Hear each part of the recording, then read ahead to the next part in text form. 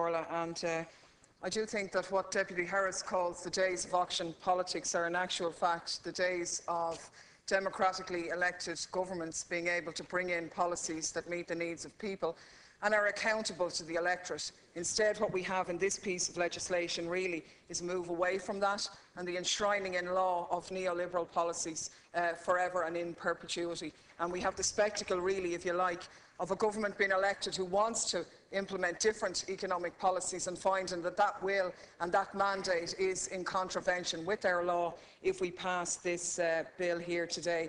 And in actual fact, what it does do is very much put to the heart the interests of bankers and so on ahead of the interests of the population. And I would agree with many of the points made by Deputy Matthews. I think the outcome of the referendum, which was debated here, and many of the points which have been rehashed over the last number of days, that outcome was largely delivered on fear rather than on an actual understanding of the content of the bill and the legislation itself. We were told, if you don't vote for this and avoid a severe budget in the winter. The dogs on the streets now know that the budget that we're facing is probably going to be one of the most severe we've ever had to date. We were told, vote for this for a working Europe in order to deliver jobs. No sooner was the vote over than we see an exodus of jobs. And despite the announcements in the last days of some job creation, they've been offset by job losses. And then, of course, we have the government's key announcement of a further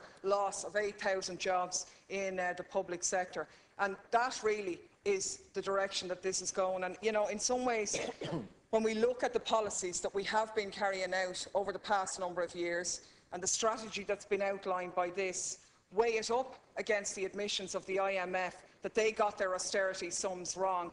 And you really have to ask the question, considering we're continuing merrily along the way of austerity, that have the lunatics really taken over this asylum? Because the IMF have been quite clear that their calculations were wrong, that the impact of the austerity was multiplied in terms of what they thought it would be. Of course, we didn't need them to say that. We know that from our direct experience in the hardship experienced by people in this country every day. But in other words, what they said was, look, we've made a mistake here. The pain that we've been inflicting on the patient is actually not going to make him better, it's going to kill him.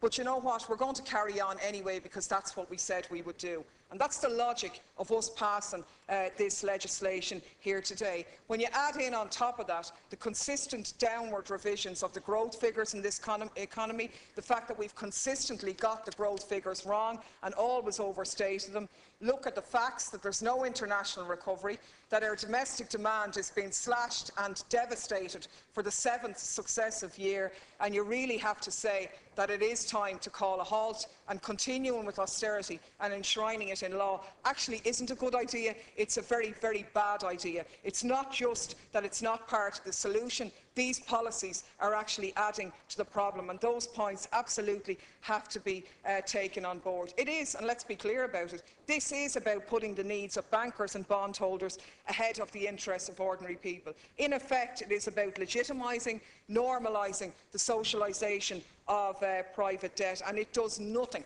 to deal with the real issues facing ordinary people. The points have been made over the past number of days. What we're essentially doing here is providing legislation to give effect to Article 3 and 4 of the treaty into Irish law, which were, of course, the most controversial aspects of the treaty in any case. Now, a lot of the arguments during the course of the referendum was, sure, it doesn't matter, these provisions are there anyway. That is absolutely and patently false. The balanced budget provision in Article 3 is a new provision. The idea of dealing with the structural deficit and confining that structural deficit to 0.5% of GDP is new. That's a fact, and that's what we're bringing into law here today. It's also new, where a government's debt exceeds 60% of GDP, that the country will be compelled to reduce it by 1/20th next year under Article 4. And we have to give, I suppose, a flavour of what that means in reality, apart from statistics and so on. It does present new difficulties for the Irish economy and Irish economic policy, because we've had a scenario over the past 5 years where €20 billion has been taken out, in excess of that actually, has been taken out of the Irish economy with devastating effects. On top of that, we know the stated aim of government to take another eight plus billion out of the economy to meet the 3% targets. And on top of that now, with this new provision, we have the spectacle of another just short of €6 billion in cutbacks. And the government have to answer again, which they didn't do in the course of the treaty debate.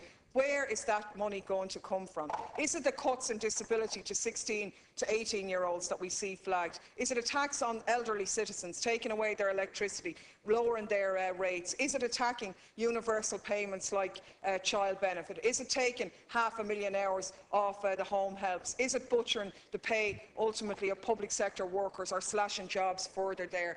Those are the way in which this is being put forward. And what we're talking about here is curtailing public expenditure in order to deal with a problem that is essentially one of private debt. It does not work. And the policies that we're bringing in here are about outlawing investment, if you like. The only way in which we could actually deal with the crisis is effectively being outlawed by this provision. We do know as well, of course, that as and from the 1st of January, next year, when the treaty comes into effect, it's expected that our debt to GDP ratio will be in the region of just short of 120% of GDP, or in or around just short of €200 billion, which would mean a repayment requirement of approximately €4.8 billion a year under the new criteria of the 1/20th of debt reduction. And we do have to deal with this, and we have to deal with the fact that another feature of this treaty is the ability of one country to bring another to the European Court of Justice for failing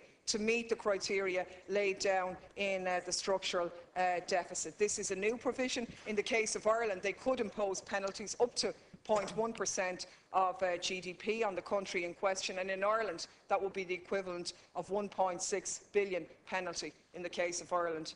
Isn't that great? Just what this country needs is penalties of billions for not meeting those targets. And I think it's extremely regressive piece of legislation. The establishment of the Fiscal Advisory Council, far from being a blow for democracy, is actually the opposite. It's enshrining powers away from the hands of elected representatives and basically says, well, you can vote for any government you like, but once they come into power, they're going to be bound by these decisions. So therefore, take your pain, get on with it. Austerity is here to stay, and that seems to be the impression that is being put forward. And we do have to balance into this debate that no economy ever recovered through austerity. What we need is not more of the same. That's been proven. It's absolutely disastrous consequences. And to continue on is not just foolish, it's dangerous and damaging to the population of this country. We need something different, not this, something radically different. And that has to centre around the points about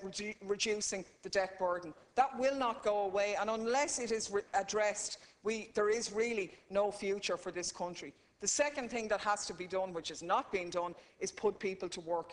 And we have a scenario here where there was €32 billion in uninvested profits in 2010 alone.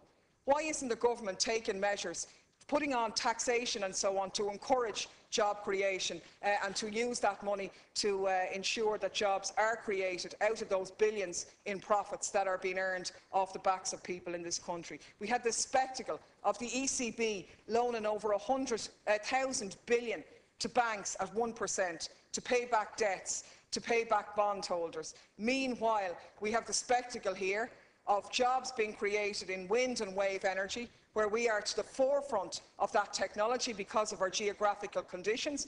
And what do we hear? The private sector frothing at the mouth, really with their eyes open, looking at the scale of the benefits that they're going to make out of this. Why isn't the state taking a lead in that, investing in those jobs, developing wind turbine energy here and leading from the front? Because it's clear that the private sector can't do it. And if we bring these policies in that are before us in terms of the fiscal treaty, in effect, we're outlawing the idea of the state to develop a state-led programme of public works and put people people to work. And instead we have the ludicrous measures which were aired by the likes of Minister Hogan last week, where we'd be having people basically working for their dole, out cutting hedges and doing the work of council workers while council jobs are being diminished. It's not the way forward. We can say that with certainty because they are the policies that have already failed. And I take great heart from the struggles that are taking place throughout Europe, in actual fact, whereby we do see a really developing